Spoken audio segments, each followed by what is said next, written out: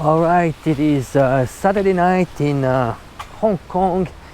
I'm by the sea. I think it's interesting. A lot of people, they see Hong Kong as being a place like a busy city and so on, and they don't realize that actually Hong Kong there's a lot of nature. It's easy just to go by the sea, and you see right now there's absolutely nobody, and it's really beautiful and it's pleasant. Now it's a bit cooler these days. It's been raining a lot. Actually, in the last few days there was the biggest rainfall in the last 150 years. So now you can see a lot of trees actually are down. So I'm walking from Repulse Bay to Ocean Park. So it's about a 20 minutes walk. It's very pleasant, and I guess it's a part of my cardio routine. So here I wanted to talk about why am I doing those videos. I've been in China for the last 30 years. I arrived in China in 95 and I had pretty much a normal life. Just making my experience, learning Chinese, trying to do an immersion into the Chinese society. And I've been through different process, different phases. The first phase, when you are a foreigner, you arrive in China, you think you are going to teach them everything. You feel that you are right. And you are going to tell them, you know what, I know. And let's see if I can show you guys. I don't know, because we are self-centered. We think we know, and we think all values are universal. All democracy should be exported. Our system is the best. And so you go through different phases, but the whole process is a humbling process. You go from being arrogant. That's what I call when you say you don't know that you don't know. That's the first level, and that's the rock bottom level. After some time, you get some wisdom, relative wisdom. It is, you start realizing that you know that you don't know. Then you're like, oh my God, I better start listening, stop talking, maybe start listening. Start learning. Then your mind opens up, and then you start thinking, well, maybe the problem is the mind itself. It's the perspective. It's the lenses I'm using. I'll never be objective if I use my Western lenses trying to understand Chinese point of view, because I don't have the whole baggage, the whole history, everything they've gone through, just too different. And it's not a lifetime for me here that is going to make any difference. Then after some years, probably 20 years or so, you start realizing, well, I know some stuff. Yeah. Then you know that you know. And I would say that, the last level is it's what we call unconscious competence. It's when you do stuff you just don't realize, but it's the subconscious mind. You just do it naturally. And but it's only for a small proportion. So what I wanted to say is that it's a lifetime of learning. And actually, it's interesting. Chinese. I love Chinese saying. They say in Chinese, 活到老，学到老. So you live long, but as long as you live, you'll be learning. So it's important to keep your mind open. And just by being humble, it makes you actually more open. Because the worst thing is that when you're stuck into this mindset of thinking that you know, then you're stuck because you become rigid and it's not the right mindset if you want to gain some type of wisdom. So I had my lifetime here, so I'm considered, I don't like the term, but kind of middle-aged here, and then I've been always very interested in geopolitics, just because I grew up in a family which was very concerned about geopolitics. My father especially, he was very involved, very interested in geopolitics. So that's geopolitics is one of the reasons I came to China, because I was aware that China was re-emerging as a superpower. Keep in mind that China has been the largest economy in the world for thousands of years. It is only now that China is taking back its original position.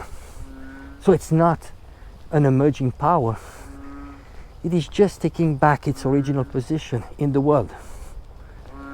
So I came to China because I had studied what was going on in China. I knew that there was the opening up policy of Deng Xiaoping. China was finally opening up. It has been closed for a long time, and now you could go to China, 95, and you could learn Chinese.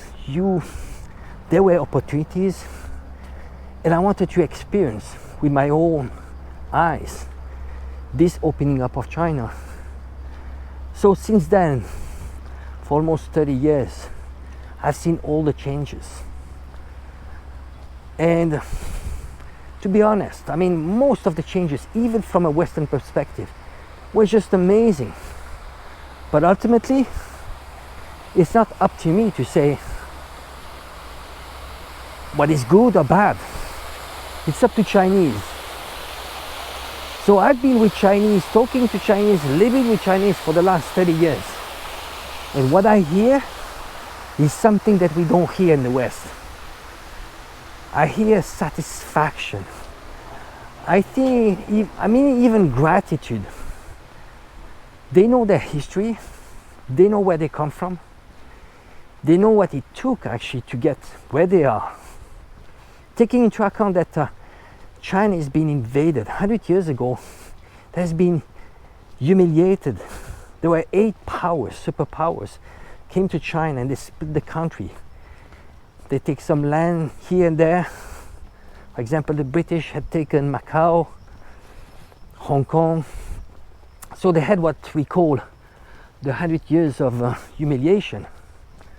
So slowly, bits by bit, hard working, they were re-emerging. You know, they're taking not their revenge. It's not this sense of, oh, you know what, you were bad to us and I'm going to be bad with you guys now.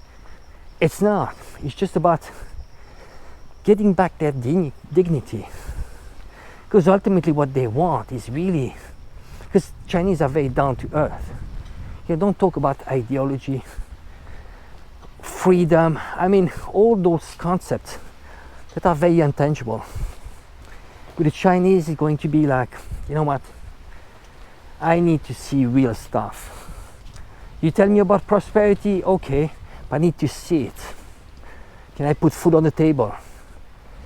Can I put my kids to a good school? Do I have access to healthcare? My taxes, where do my taxes go? Can I see where they go? Oh, wow, we're building lots of infrastructure. Well, I can see, I mean, this is amazing what you're building around. It makes my life better. I can see that. Now, if you talk to you about the ideology, Chinese, they'll be like, who cares? All those ideology, you know what we call those ism, capitalism, communist, socialism, whatever. They don't really care, actually. And there's Deng Xiaoping, actually, in 1978. He said, well, it doesn't matter if the cat is white or black, as long as it catches the mouse. And that's how Chinese, that's how they think. very, very pragmatic. So, wow, I'm arriving here into a place where there's been some damage actually.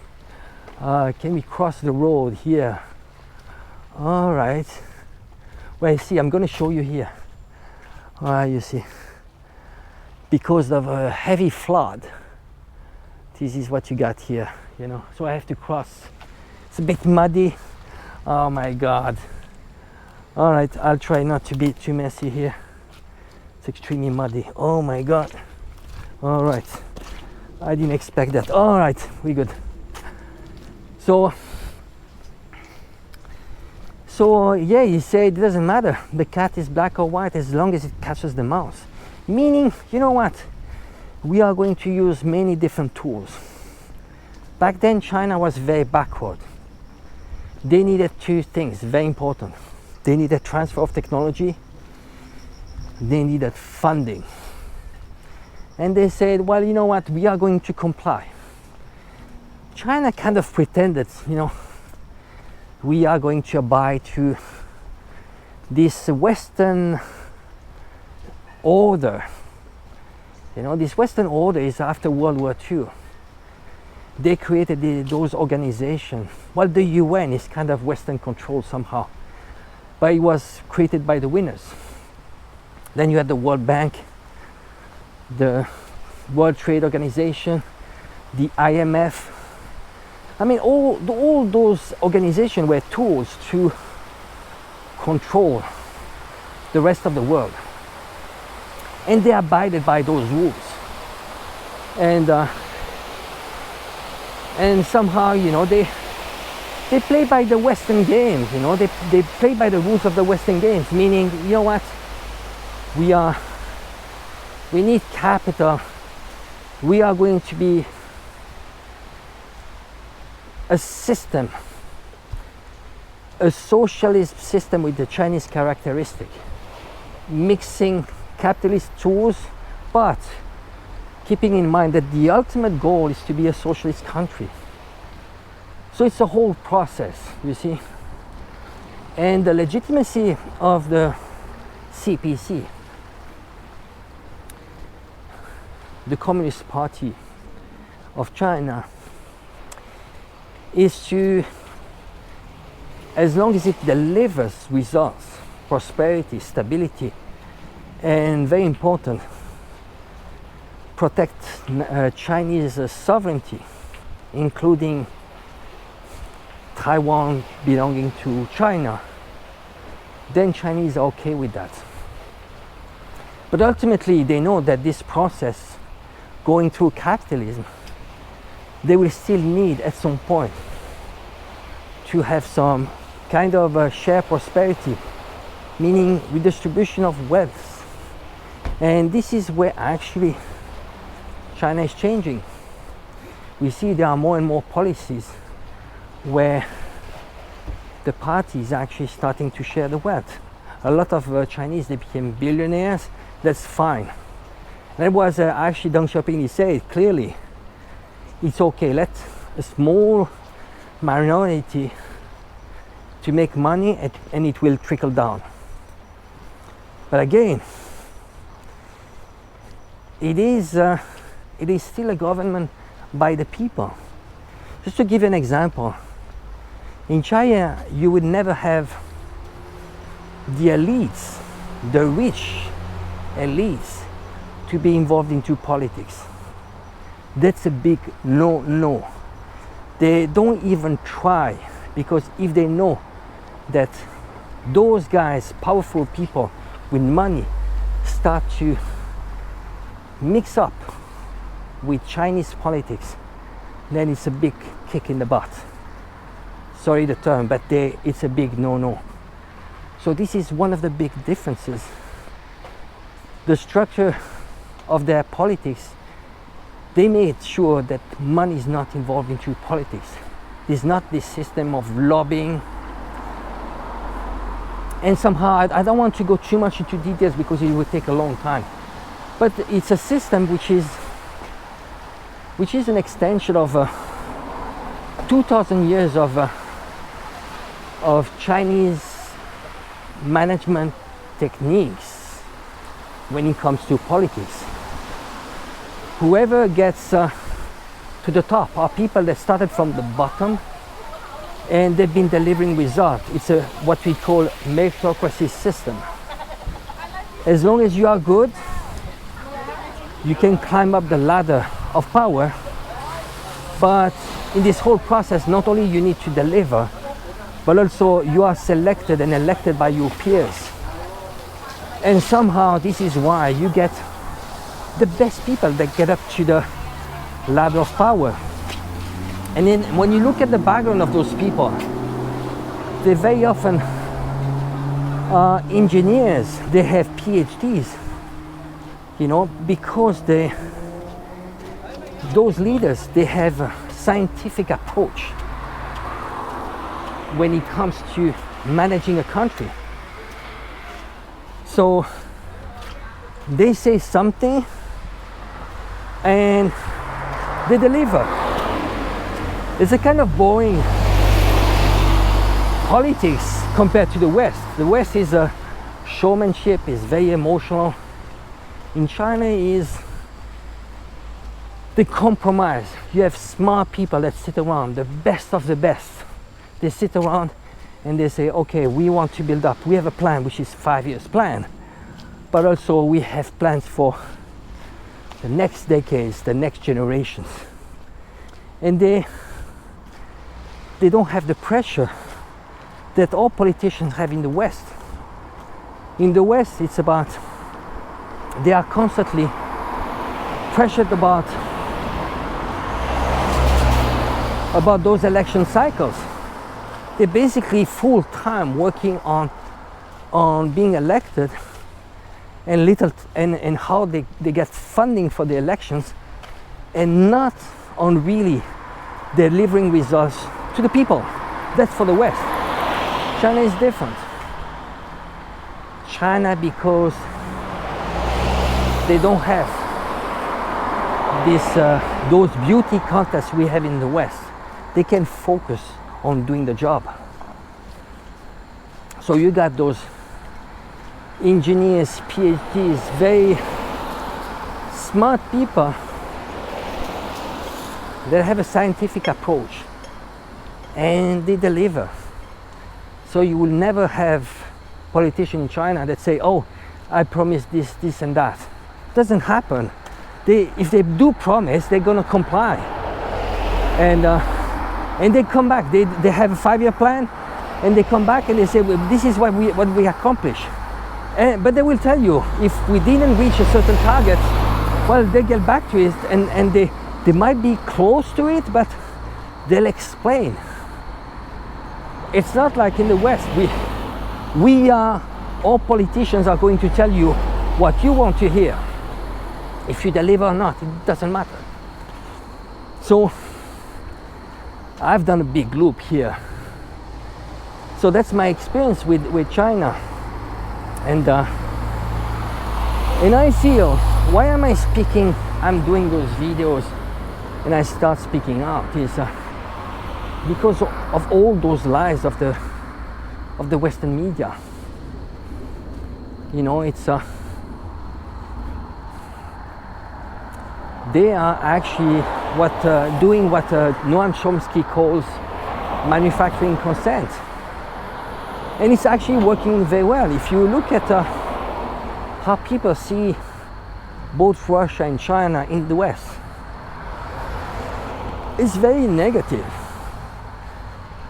because we have there's this conditioning in the West. And how do they actually shape our brains? It's through a mix of actions. One action is actually through Hollywood, all those movies that you can see in Hollywood. Oh, I'm just gonna show you. This is beachside. This is Repulse Bay, beachside. Well, it's been raining a bit. Not too many people out, you know, but it's fun. It's fun. So I was saying, just think about it. When is the last time, if you ever, have seen a movie where you have the leading actor who's Chinese and he's a cool guy, he's an inspiring guy? No. You see, those movies, when it comes to, when they use Chinese actors, he's never going to be cool. He's going to be a worker, working hard, maybe in Chinatown, who doesn't speak English. He's not looking smart. That's how they portray Chinese. When we see movies in Hollywood movies about Russians, he's going to be, if he's a man, he's going to be a gangster, mafia. If it's a woman, it's going to be a prostitute. So you have those movies, and that works at the subconscious and subconscious level, and basically that's how people see it, you know. And then you have Western media, and Western media, they are controlled by the globalist elites. The globalist elites, they want to do confrontation against China and Russia. It's about maintaining global hegemony. So you need to portray them, because you are going to have a direct confrontation. You need to portray them as being evil. They are going to kill our economies. They are going to invade us. They are going to destroy us. They are going to take away all freedoms, you know. When in reality, I mean, it's completely different. You know, what the way Chinese and Russians do and think, it's about live and let live. What happens in my home stays in my home. It's none of your business. I'm focusing on bringing prosperity to my country. Who the F are you coming from the West and telling me in China how should I live my life? You have a failed system at home in the West. You're coming all the way to China and you want to export that system which is failing, which is a divide and control system. It's an illusion of freedom and democracy. So I take it as my responsibility, just because after 30 years I have some kind of legitimacy. Well, I hope so. But at least I can talk about, at least from the human perspective. Although I've done some homework too, when it comes to history, because you have to. That's my home now. And somehow when you start to speak out, you need to do your homework. But what I'm telling basically is two things. Then when I say I'm telling to the collective West, to people that do not understand what is happening in China, Russia, the global South, is that this whole containment is humanly immoral, because you want to keep them poor. You still want to control them. If they don't obey, we are going to destroy them, same as they did with Libya, Syria, Afghanistan, Iraq, and so many other countries, right? Well, that's for the morality. But then even they want to fight a war that they cannot win. Again, to facing Russia and China. Those are nuclear superpower. Are you mad? Are you fucking mad? Sorry. Those are nuclear superpower. Those are countries where people are united. They cherish their tradition. They cherish their family values. They have a sense of belonging to a nation. They have a strong identity. They know who they are. They're not confused like we are in the West. We are confusing kids about whether they are girls or boys when they're already 6 years old. How sick is that? So you have all those senses of family, strong senses. Well, you know what? Also sense of religion too. When you have people with faith, with love for what they have, but guess what? They are going to fight, and really strongly. You see, Chinese, for example, whenever it's the topic of Taiwan, most of Chinese that say, you know what? If we have to come to that, I'm willing to send my kids for that, right? Well,